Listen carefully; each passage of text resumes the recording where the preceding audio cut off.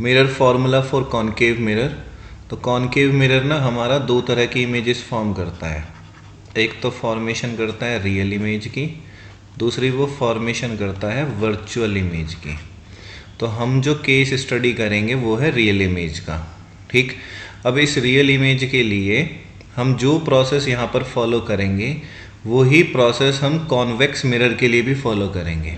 तो एक केस अगर हम देख लेते हैं तो हम सारे केसेस को उसी पैटर्न से सॉल्व कर लेंगे। ठीक है, तो इसमें देखो कि हमने क्या करा कि सबसे पहले एक लाइट रे को सेंटर ऑफ कर्वेचर से पास कराया।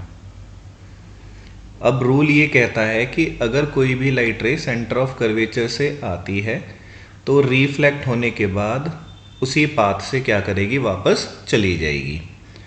दूसरी रे जो है वो हम फॉल कराएंगे पोल पर। ठीक है, तो ये हमने पोल पर फॉल कराई। अब जिस पॉइंट पे ये फॉल करती है उसी पॉइंट पे हम नॉर्मल ड्रॉ करते हैं। तो नॉर्मल क्या करेगा, सेंटर ऑफ कर्वेचर से, तो जिस एंगल से ये फॉल करी है उसी एंगल से क्या है, रिफ्लेक्ट होके ये चली जाएगी इस तरफ। तो अब ये रिफ्लेक्ट होकर चली गई, तो जहाँ पर भी ये दोनों लाइट कट करेंगी वहीं पर क्या बनेगी, हमारी रियल और इन्वर्टेड इमेज की फॉर्मेशन होगी। तो यहाँ हमने जो इसका नाम लिखा है वो नाम हो गया है बी डैश और ये आ गया है ए डैश। अब ध्यान रखना कि हर बार हम लाइट को एक बार पोल पे फॉल कराएंगे और एक बार जो लाइट है वो हमारी सेंटर ऑफ कर्वेचर से पास करेगी। पहला पॉइंट तो ये याद रखना है। अब हमने इसमें ट्राइंगल के पेयर देखो कैसे कैसे लेने हैं। तो हमने जो ट्राइंगल लिया, एक ट्राइंगल का पेयर तो लेंगे हम, देखो ध्यान से, ऑब्जेक्ट और सेंटर ऑफ कर्वेचर, यानी ऑब्जेक्ट और सेंटर ऑफ कर्वेचर के साथ, इमेज और सेंटर ऑफ कर्वेचर के साथ। तो हमने लिखा in triangle A B C and triangle A dash B dash C. Dash के दोनों ट्राइंगल क्या है, सिमिलर है। सिमिलर है तो हम क्या लिख सकते हैं, हम लिख सकते हैं A B upon A dash B dash is equal to, हम लोगों ने लिखा B C upon B dash C. Dash ये इक्वेशन तो हो गई फर्स्ट। अब दूसरा ट्राइंगल देखो, दूसरा ट्राइंगल जो हम लेंगे वो हम ले रहे हैं इन ट्राइंगल ऑब्जेक्ट और पोल। तो हमने लिखा ए बी पी और एक ट्राइंगल हमने लिखा इमेज, ये रही image A dash B dash और ये लिया पोल। तो हर बार ना हम ये ही पेयर लेके चलेंगे और जैसे प्रोसेस लिखा जाए वैसे ही लिखना है। दोनों क्या है, सिमिलर है, तो हमने लिख दिया ए बी अपॉन में A dash B dash is equal to, ठीक।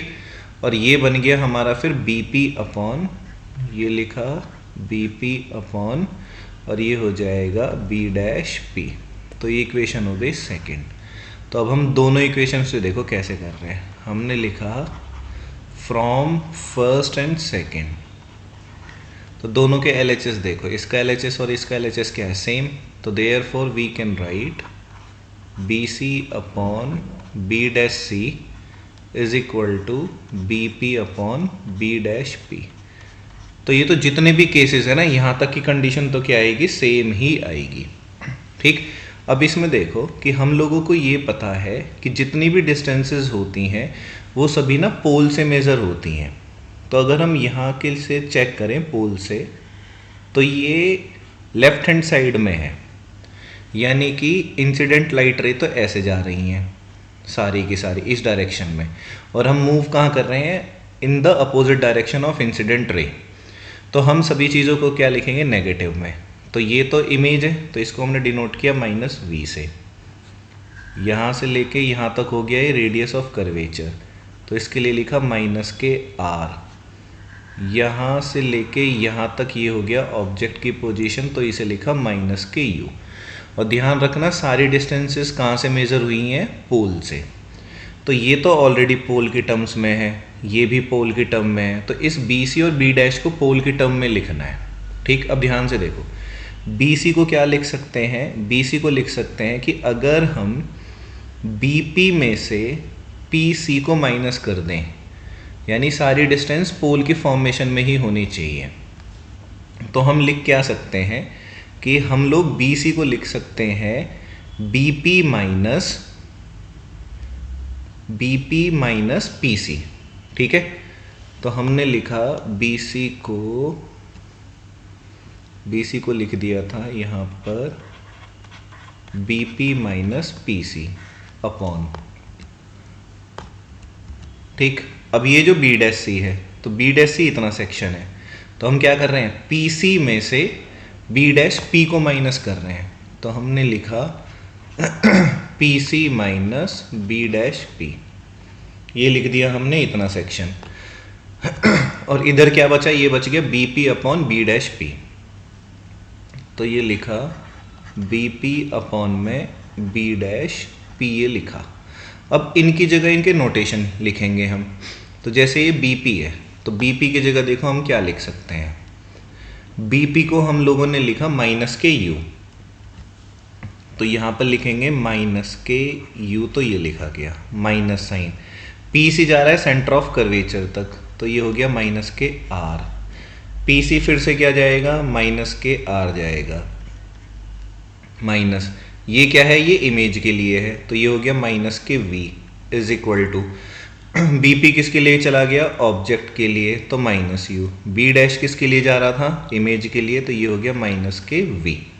अब यहाँ से इसे हम सॉल्व करेंगे, तो अब देखो ये तो लिखा गया माइनस के U, माइनस माइनस हो गए प्लस के R अपॉन, ये हो गया माइनस R, माइनस माइनस हो गया प्लस के V इज इक्वल टू, इसका माइनस हो गई कैंसिल, तो ये हो गया U अपॉन में V। देखो ये दोनों कैंसिल हो जाएंगे, दोनों की कर दो क्रॉस मल्टीप्लाई, तो इसकी मल्टीप्लाई इधर, इसकी मल्टीप्लाई इधर, तो ये तो हो गया माइनस के VU plus VR is equal to minus UR plus के UV, ठीक है।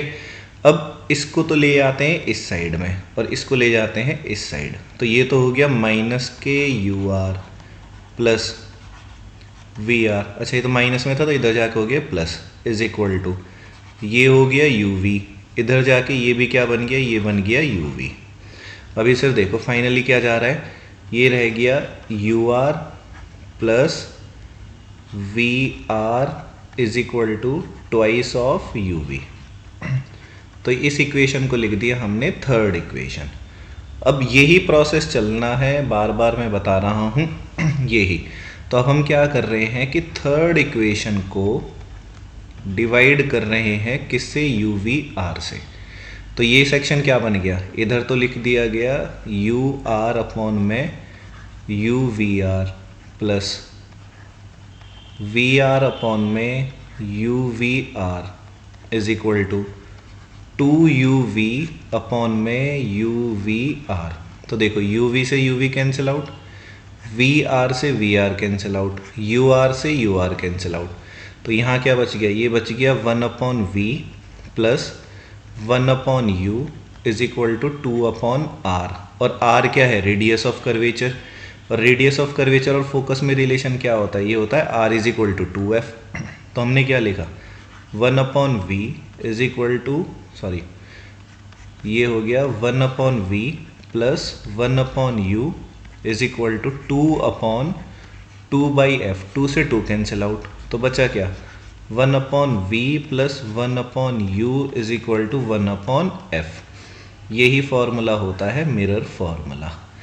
अब पेपर में कोई से केस के लिए भी पूछ सकता है, ये तो कॉनकेव मिरर के लिए हो गया, और कंडीशन क्या थी, जब हमारे पास इमेज कैसी बन रही है, रियल। अब अगर वो ये कहे कि वर्चुअल इमेज बनानी है तो उसके लिए ड्राइव करो, तो उसके लिए एक बार आप लोग कोशिश करना, जब ना हो तो आगे का सेक्शन तुम लोग देख लेना।